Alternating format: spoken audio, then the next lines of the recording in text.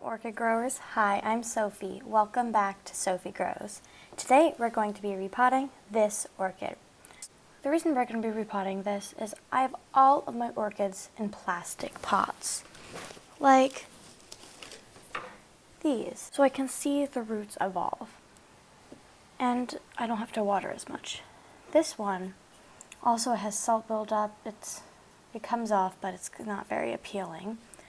And I just don't really like it. It gets slimy down here. It's just, I don't like it as much. And it dries out because this is porous and there's slits. So I would like to repot this into a clear plastic pot.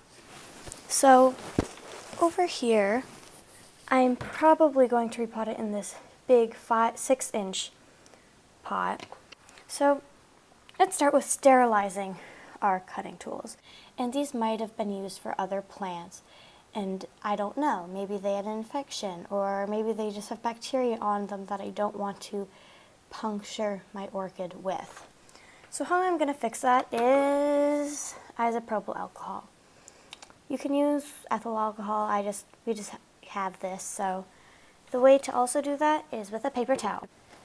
Pour a little on, so it's kind of like just a good amount that will be able to clean it. So then you can just take it and just clean it. Once you've done that, you're going to soak the orchid so when you take it out of the pot, it's not as stressed as it would be. So here's a decorative container. What I'm going to do is I'm going to pour it in until it fills it up. So once this has sit for a while, so one more thing that might be helpful, especially, I might not need it, but when you get them from the store and they have rock hard sphagnum moss, you might want some tweezers. Not like the square tweezers, but like the pointy tweezers. So like these. And that's so you can grab at the sphagnum moss that might be between the roots. So it's been sitting in there for about, I don't know, a few minutes. So I know the roots are hydrated, or the orchid's hydrated. And so why don't we start? I'm going to take out the orchid and I'm going to pour out the water. I have drained out the water in this decorative container.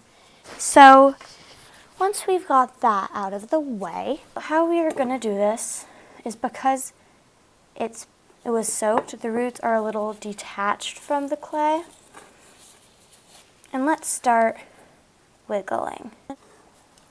Maybe start wiggling out some medium to get better to the roots. And I want to be careful here because I don't want to set back the orchid or anything. I'm going to just keep working at it till I kind of get the roots out of here. And also, they're kind of attached at the top, so I'm going to gently pry it off. Yeah, so here. Yeah. So once I'm done with this, I'm going to come back and give you the next steps. Okay, here we go. That actually went easier. All I did was just kind of wiggle it out, like kind of dump it. So what I'm going to do is I'm going to lay that there. Let's see how attached it is. So I'm going to kind of just, oh yeah, if I kind of just twist it, that root just came off. Let's try to get this off.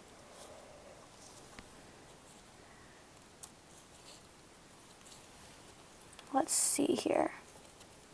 So if I kind of just take it and just kind of take it off. And also it didn't help because this bark is kind of, not porous, but it's like it's ridged.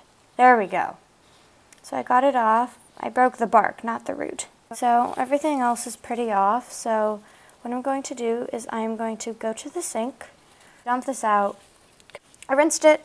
I got some more bark pieces out actually. It was on the other side. I didn't see it. And now what we're going to do is we're going to cut off the dead roots. So I've seen people and I've seen them, let's say, oh no, this root is too long, and they'll cut it right here. They'll cut the live root. In my opinion, never cut a live root. That is because you are cutting an entrance for bacteria and pathogens to enter, an infection to start. So let's start simply by taking this root. It is firm to the touch, and when I gently pull, just gently, it is tough. Let's take this root. Let's get to it, because it is dead. You squish, it came off, but if you squish it, it's just mush or dried. And you pull on it, and a root, see, that's the velamen. And this is the actual root. And it's just coming apart. That is a dead root. So here, if an alive root is attached to a dead root, right here, as you can see, that leave the alive root to do its thing and just leave it. And also I actually think that's just stained, but if it was dead, leave it. So let's take this root. Yes, this one might also be hard because that's alive right there. That is an alive root. This is a dead root. So it will come off with leaving that strand behind. So what you're going to do is you're going to take your pruners that you've sterilized. You're not going to cut into the alive root, but you're going to cut just under a 1/2 inch, or like you can do even less, like that, to leave a little bit so it's sealed off, but you're not leaving this to decompose. It wouldn't be the end of the world, but you would also be leaving all of that. So I'm going to go through cutting these roots and just going through them to make sure all of the ones that are dead are cut off so it doesn't decompose and acidify the medium even more. So I'll come back when I'm done with that and I'll show you what to do when you're done. Okay, so once I've cleared this off, I will find a pot that best fits this. So you know, as earlier I said that I would think this would fit. Let's test that out. So here it is. Let's carefully take our orchid and plop it in there. So you can keep the aerial's roots out, or you can gently tuck them in. What I'm going to do is I'm going to gently tuck them in. But you know what? That fits. So I'm going to choose this pot. What I like to do is put in a layer of sphagnum moss. So let's grab this. I like to add some, kind of put a layer in the bottom. It absorbs the water that's in my tray. So once you've got that, let's put it in. The thing is you don't really know how you're going to arrange it until you're actually doing it. So before it was kind of leaning. What I'm going to do is I'm going to push it up a tiny bit, just like that. And because these have so many roots, I don't need a stake, but I'm going to kind of prop it up like that. Some roots will be out of the pot. I do not mind. So then let's get our bark. Let's find a long strand of sphagnum moss, or a long clump of sphagnum moss. And let's find room back to the sphagnum moss down below. Push it in. Get it in, and now it's kind of attached to the sphagnum moss below. Can you see there? It's attached. So whatever water, it's going to go throughout the whole tray, and I'm going to add more layers of sphagnum moss, so that will be all set. So let's grab some more bark and go on the other side.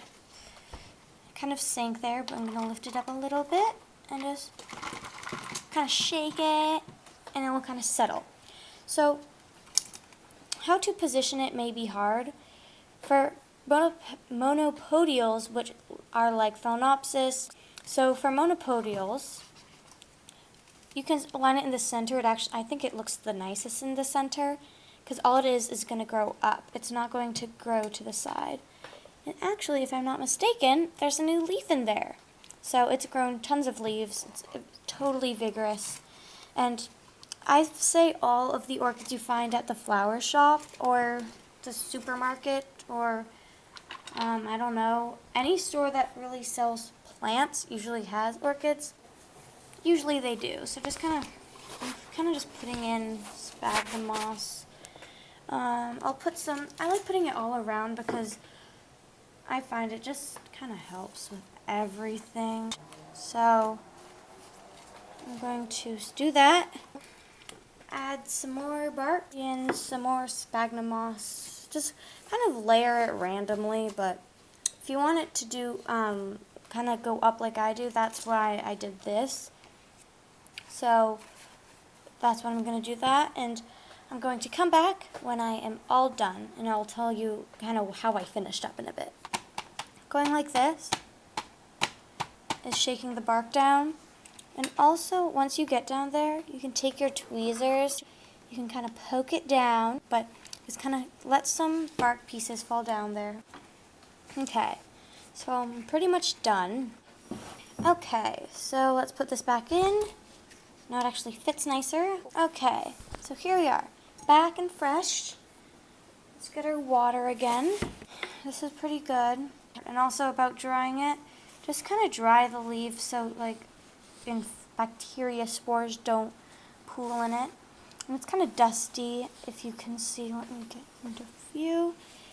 It's a bit dusty, so let's kind of swipe it. You don't need a wet napkin, you just need to kind of just get the dust off of it. And it just kind of helps with photosynthesis. So what I'm going to do is I'm going to take a paper towel, napkin, whatever you got on hand, and make it a little point. And then you can kind of just poke it in there. And kind of just wiggle it. Let me get you in there a little bit. Okay, let's get this, and then let's just kind of just dab it there. Let's see if anywhere else we have anything. I don't think so. So let's get you to normalness and just kind of, maybe not inspect it, but just kind of look at your orchid. And also I like doing this because I adore them. And mine looks all right to me. So when you're done with that, you can dump out the water. It's all right to me.